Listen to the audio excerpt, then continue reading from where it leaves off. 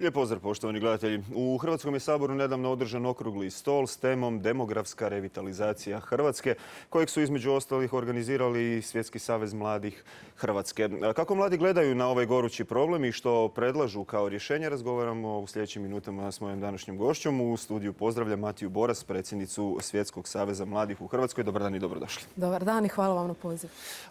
Kažem, nedavno ste organizirali okrugli stol, tema problem demografije. Koji su bili nekako glavni ciljevi tog okruglog stola? Što ste htjeli postići time? Pa cilj organizacije okruglog stola bilo je naglasiti važnost demografske teme u Republici Hrvatskoj. Smatramo da je to goruće pitanje i da se više pozornosti treba posvetiti rješavanju problema. Također, cilj je bio predstaviti smjernice nastale u sklopu našeg projekta Mreža 2050, demografija od izazova do odgovora. Predstavili smo smjernice iz glavnih demografskih područja.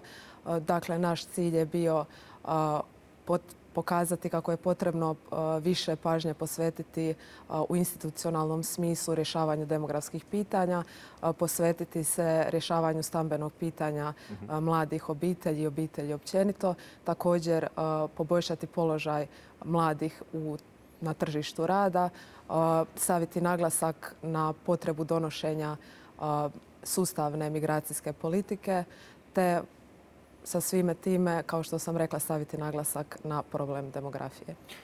Čini mi se, možda se varam, ali zapravo poprilično sam siguran da je ovo jedna od prvih ovakvih konferencija koji su mladi organizirali i još k tome pozvali i predstavnike i politike i struke da na jednom mjestu razgovaraju o ovom gorućem problemu. Tako je, nije baš često da mladi organiziraju ovakve događaje. Međutim, mi kao mlade osobe svjesni smo koji su problemi ovoga društva i ove države. Stoga smo željeli upravo u organizaciji sa predsjednicama dvaju saborskih odbora ukazati na to da ima mladih koji vide važnost ovog pitanja i koji su spremni raditi na njihovom rješavanju. Sad, nekako prateći ta događanja u Saboru, nisu baš okrugli stolovi često vrlo posjećeni. Kakav je bio kod vas slučaj? Kakav je bio odaziv onih koji bi vas zapravo trebali slušati i nekako krojiti vašu sudbinu u ovom društvu? Pa evo, drago mi je da je bilo saborskih zastupnika koji su nam se pridružili, međutim to je sasvim nedovoljan je broj zastupnika koji se odazovu i koji zapravo pokažu da prate ono što brine mlade, ali i da su spremni uključiti se u rješavanje problema. Bez obzira što je mladih otišlo na stotine tisuća u zadnjih nekoliko godina, očito što ipak još uvijek tema ne zvoni kod saborskih zastupnika. Nažalost, to je ono što i mlade zapravo muči. Imaju osjećaj da se godinama govori o različitim problemima, govori se kako je potrebno riješiti ih, međutim sve ostaje na riječima, a djela izostaju.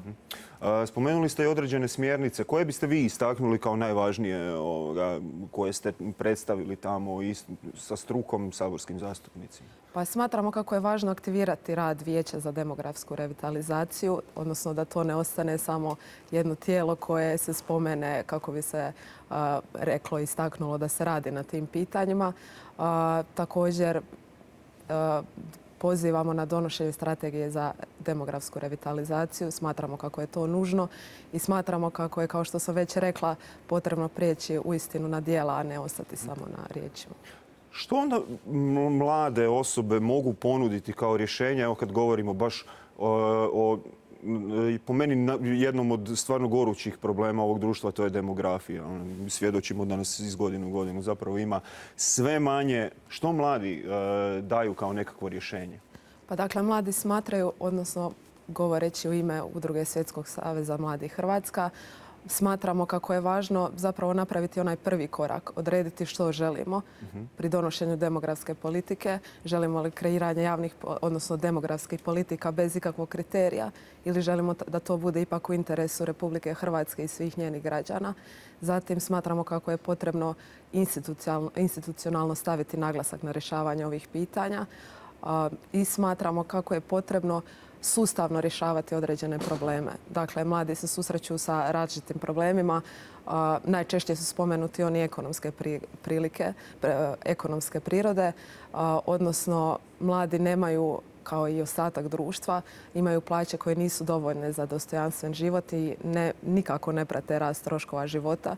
To je ono što ih najviše brine. Međutim, to nije jedino što je problematično za mlade, ali i ostatak stanovništva.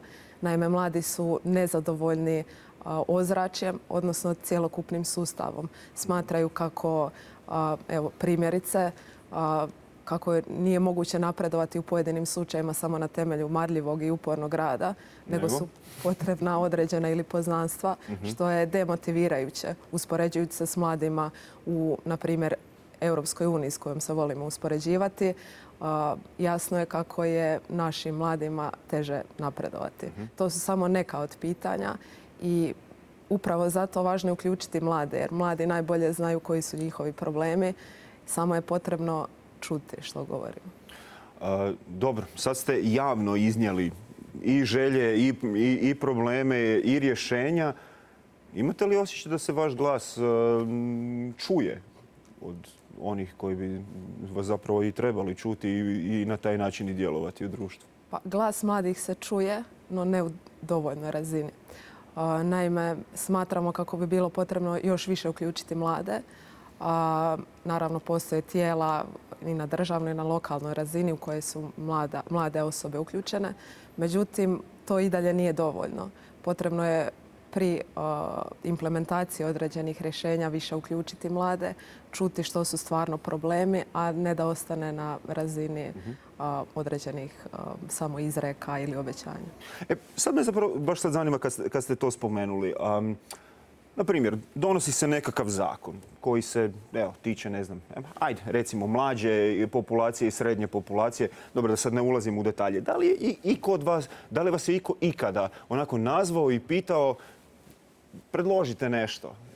Imate li vi kakvu ideju, kakvo rješenje, kako da to nešto bolje napravimo? Pa ima određenih svjetlih primjera, no nažalost to nije općenita praksa. Češći je slučaj da smo mi ti koji detektiramo određeni problem, pokušamo naći rješenje jer smatramo da nije dovoljno samo ukazivati na ono što nije dobro, nego da je potrebno i napraviti rješenje jer je to jedini mogući način. Međutim, najčešće smo mi, ali i ostale udruge, ti koji moraju figurativno rečeno povlačiti za rukav donositelje odluka. Istaknuli ste i stambeno zbrinjavanje kao jedan od većih problema. Mogu li se mladi samostalno stambeno zbrinuti u Hrvatskoj? Kakva je situacija, zapravo s kojim se izazovima najviše susreću? Pa s obzirom na kretanja na tržištu, koja su nam svima poznata, mladima je sve teže osamostaliti se općenito, a i riješiti stambeno pitanje. S obzirom na cijene nekretnina, vrlo teško se odlučuju na kupnju, bez obzira na svu pomoć koju recimo država osigurava. To je ono što zapravo koči odluku o zasnivanju obitelji ili recimo imanju više djece. To je jedno od ključnih pitanja koje često spominjemo kako bi uopće poboljšali demografsku sliku. Imate li nekakvih podataka, je li na primjer, ne znam, uvođenja APN-a i ovih ostalih nekih mjera koje su se svojevremeno nazivale i demografskim, ali dalo nekakvih rezultata? A određeni rezultati postoje, ali kao što sam već ispomenula par puta, ne u dovoljnoj razini. Dakle, potrebno je još više raditi na njima, na određenim mjerama, ali i ključ je uspostaviti bolju sustavnu politiku. Jer pojedine mjere mogu biti dobre i dobre su, međutim, potrebno je sustavno raditi na rješavanju problema. Pretpostavljam da onda sve ovo što smo nekako do sad dotaknuli doprinosi tome da mladi odlaze iz Hrvatske. Koliko je zapravo raširen taj problem? Ja zapravo ne bi čak rekao ni problem, rekao bi više katastrofa koju svjedočimo godinama već. Pa nažalost o ozbiljnosti problema govore ne samo brojke o broju, odnosno brojke iseljenih osoba. Zanimljivo je spomenuti, na primjer, istraživanje profesora Tade Jurića, o kojemu je govorio i na našem okruglom stolu. Navodi vrlo zabrinjavajuće brojke o padu broja učenika u osnovnim i srednjim školama, ali i u visokom obrazovanju. Dakle, gubimo učenike, studente, gubimo i buduću radnu snagu. Naše stanovništvo općenito stari, naravno uzrok tome su i prirodna kretanja, no veliku udio čine i iseljavanja. prirodna kretanja ipak ne utječu na to koliko osnovnoškolaca i srednjoškolaca i studenata imamo. Što kažu mladi koji su otišli ili koji planiraju otići? Zbog čega odlaze? Koji je glavni razlog da napuste ovu predivnu zemlju i odu negdje i pa da kažem, ne znam, možda mnogi od njih budu i jeftina radna snaga, ali opet im je kao takvima bolje tamo nego ovdje. Zašto? Pa kao što sam spomenula, veliki je problem ekonomske prirode, dakle plaće koje ne osiguravaju dostojanstven život svakog čovjeka. Međutim, to nije jedini problem. Problem je nezadovoljstvo sustavom, problem je nezadovoljstvo i manjak nade u bolje sutra, odnosno manjak nade u osobno napredovanje, u ostvarenje na privatnom i poslovnom planu. Također, 2021. naša udruga Svjetski savez mladih Hrvatska provela istraživanje i zanimljivi su rezultati do kojih smo došli. Primjerice, mladi koji su skloniji odlasku uz Hrvatsku kao asocijaciju vežu dvije riječi. To su korupcija i turizam. A oni koji ostaju uz Hrvatsku vežu druge dvije asocijacije, a to su domovina i ljepota. Dakle, vidljivo je koliko je zapravo za ostanak važna i privrženost ovome društvu, privrženost državi, domovini, ali i svoje obitelji. Međutim, i nažalost, rekla bih, to neće moći ljudi zadržavati zauvijek. Dobar dio mladih ostaje iz tih razloga, međutim, važno je sustavno se baviti ovom temom kako bi mladi uistinu ostali, a oni koji su otišli kako bi se i vratili. Sad, hoće li se predomisliti i oni koji ostaju zato što je ova zemlja lijepa? Vidjet ćemo. Da, vidjet ćemo. Od političkih stranaka često slušamo da se sve zapravo slažu oko toga da je iseljavanje i loša demografska slika, da je to naša stvarnost koju trebamo promijeniti. Međutim, postoji li tu stvarni onaj politički konsenzus svih da se taj problem zapravo riješi? Kakav ste dojam dobili, recimo, evo sad nakon okruglog stola u Saboru?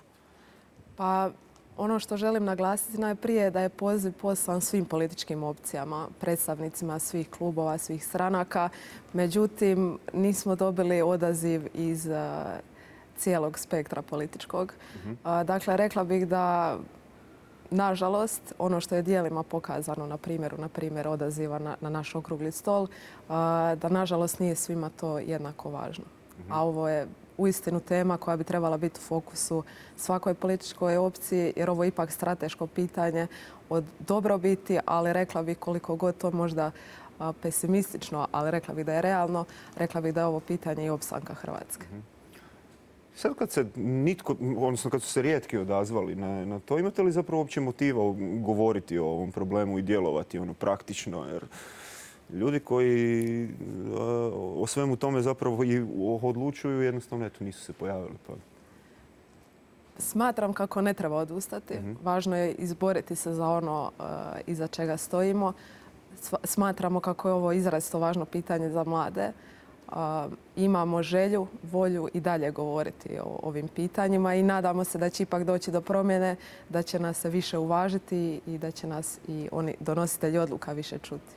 Ima li mladih koji se vraćaju u Hrvatsku i što se zapravo čini da bi im taj povratak u našu zemlju bio lakši, bezbolniji, da se ne susreću s možda mnogim problemima?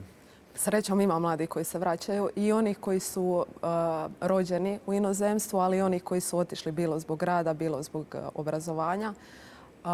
Oni su iskusili što znači život u inozemstvu. Vidjeli su da ni vani nije idealno, da ne ide tako lako, tako da su spremni vratiti se, implementirati ono što su naučili u inozemstvu u našu državu i doprinijeti njenom rastu i razvoju. To je također nužno. Uz to, ono što ih vuče da se vrate u Hrvatsku je upravo ono što sam već spomenula, i privrženost društvu i osjećaj pripadnosti.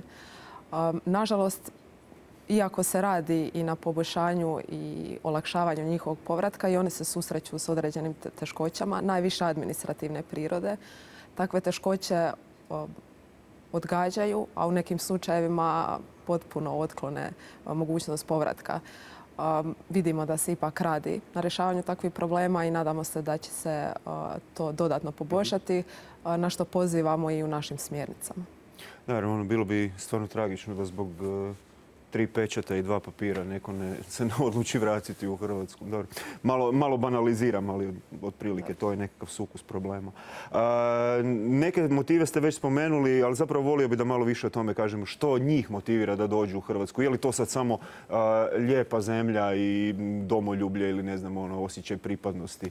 Ili ipak tu vide nešto više i nekakav potencijal koji možda mi ovdje ne vidimo? Naravno da vide, jer ipak ovi razlozi koliko god da su važni neće svakoga potaknuti da se vrati. Uz ove razloge koje ste nabrojali, važno je to što mladi ipak vide potencijal u Hrvatskoj. Bez obzira što nekad i mi sami koji ovdje živimo mislimo kako je sve crno ili kako nema mogućnosti za napredak, ipak imamo potencijala, bilo prirodnog, bilo društvenog. Imamo potencijala za napredak u poslovnom svijetu, ima mnogo pozitivnih primjera diljem Hrvatske u kojima se vidi da mladi ipak, kao i ostatak stanovništva, imaju priliku za napredak i u poslovnom svijetu. Sad, nakon svega ovoga što smo rekli, nakon svih izazova s kojima se susrećete, ima li smisla dalje provoditi projekt Mreža 2050? Demografija, kao što smo rekli, od izazova do odgovora. Naravno da ima smisla. Mislimo kako ima prostora za napredak. Spremni smo truditi se, raditi i pokazati što se sve može napraviti. Cilj projekta zapravo je bio međusektorskom suradnjom detektirati probleme i ponuditi rješenja i odgovore. Nakon što projekt službeno završi, naša udruga neće se prestati baviti demografijom. Dapače, nastavit će graditi, kao što već godinama gradi, priču i prijedloge za donošenje javnih politika.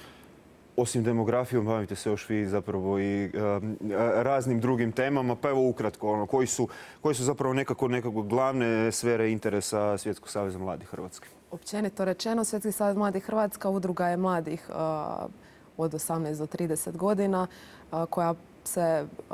koja promiče zaštitu ljudskog dostojanstva svake osobe i želi to napraviti kroz 3 područja: kulturu, zagovaranje, edukaciju. Organiziramo različite projekte kao što su, na primjer, Ljetna škola bioetike i ljudskih prava, Tjedan Svjetskog saveza mladih Hrvatska na kojem obrađujemo aktualna događanja. Istaknula bih i projekte iz područja kulture, jer ne zanemarujemo i kulturu, ali i projekte iz područja zagovaranja, kao što su, na primjer, Zagovaračka akademija i uskoro nadolazeći Human Rights Slam, kroz koje želimo mlade dodatno podučiti o temama ljudskih prava i kako zagovarati ljudska prava utemeljena na ljudskom dostojanstvu. Sad na sljedeći, mislim da u petak imate još jedan okrugli stol, odnosno događanje, i sloboda govora je jedna od tema, je li tako? Tako je. Tema ovogodišnjeg Human Rights Slama je sloboda govora i diskriminacija. Događaj će se odvijati 2 dana. Okupit ćemo osobe iz obrazovanja javnog života u čijem su fokusu ove teme inače. Održat ćemo okrugli stol, predavanje i debatu za sudionike. Stoga pozivam mlade da nam se pridruže i nauče više o ovoj važnoj temi. Evo, samo za kraj, da se još samo vratimo na temu demografije. Što i vi kao organizatori tog okruglog stola, a zapravo i svi mladi poručujete ovim donositeljima odluka, evo, konkretno saborskim zastupnicima? Pa poručujemo kako je važno sustavno raditi na ovoj temi. Poručujemo i ono što smo zapravo, do čega smo došli do istraživanja, da je potrebno usmjeriti se na glavna područja, kao što sam rekla, stambeno zbrinjavanje, zapošljavanje, donošenje konkretne migracijske politike koja je važna i za nacionalnu sigurnost. Dakle, poručujemo kako je važno i čuti naš glas. Iako mlade osobe možda nemaju toliko životnog iskustva, jako dobro na svojoj koži osjete koji su to problemi, koje su naše brige, stoga imamo što za reći. Možda nemaju životnog iskustva, ali imaju životnog elana. Da? I onda još možda onome ko se odluči vratiti u Hrvatsku da baš ne inzistiramo puno na tome gdje je pečat. Hvala vam puno na dolasku i puno uspjeha u daljem radu. Hvala vam.